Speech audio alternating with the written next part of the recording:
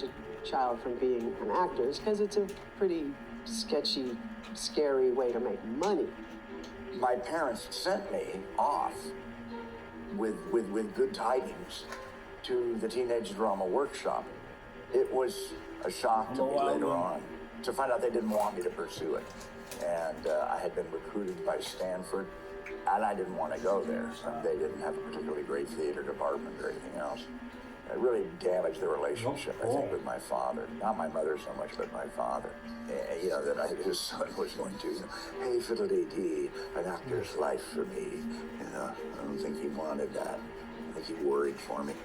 I don't think they disapproved of acting per se. They just recognized that it was a really tough job. I did all the traditional academic training.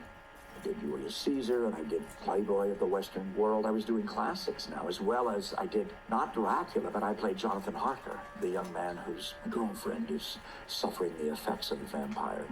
I look like a kind of skinny, big Adam Apple Danny Kaye back then. Of course, I was, ripped because I was a surfer and I had long blonde hair, but I was hardly a leading man. He was a very plain kid. I mean, he's not the Robert we see now.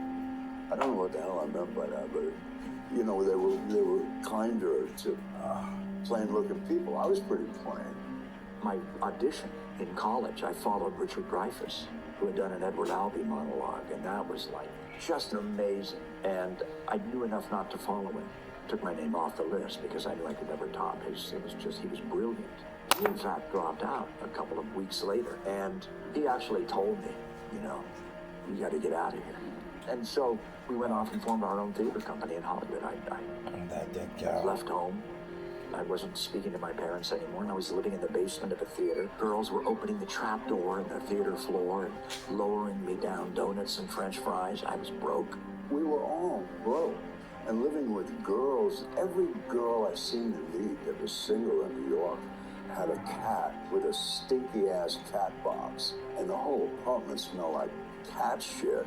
You sleep on her couch until she got tired of you, and then we get a job. And everybody, like a fucking smoke signals and drums, knew you had a job. They walk up to you and go, hey, I heard, man. Can I have a little more light, please?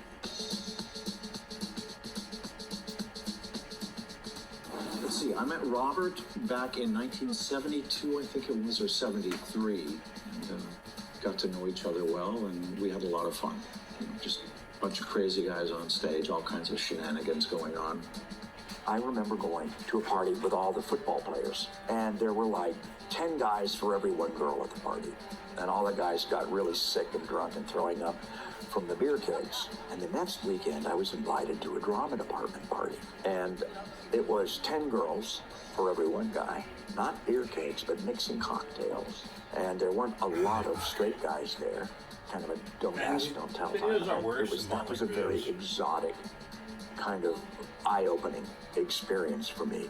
Another perk about being in the theater and you're playing many different characters during the course of a 2.5-hour play. What happens invariably is that you run off to the side of the stage and you all strip and you put on your next costume, and you could be standing right next to a young lady who's stripping. Really? Not that you were paying any attention, but occasionally you just kind of glance like that. That's probably not, it's probably not, I shouldn't say that nowadays. That about does it for me.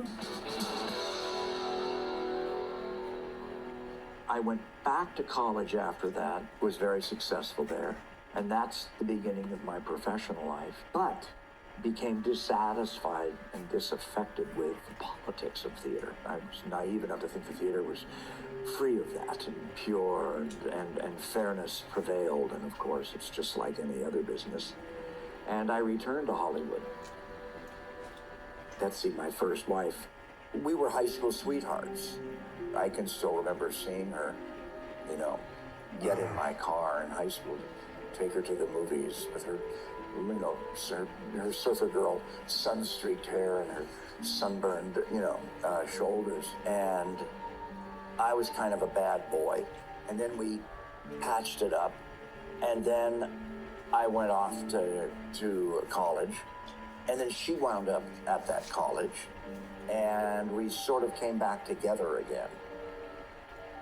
I think I matured just enough that I thought maybe Betsy and I are meant to be, you know.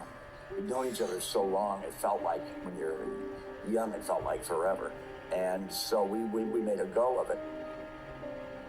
I don't think she ever understood how serious I was about being an actor, how much I loved it, and I was so sure of what I wanted and what I needed. I think Betsy kind of wanted us to, you know, come back to California and have a house and a picket fence and babies. We tried, but we were just different people by then. Damn. And, you know,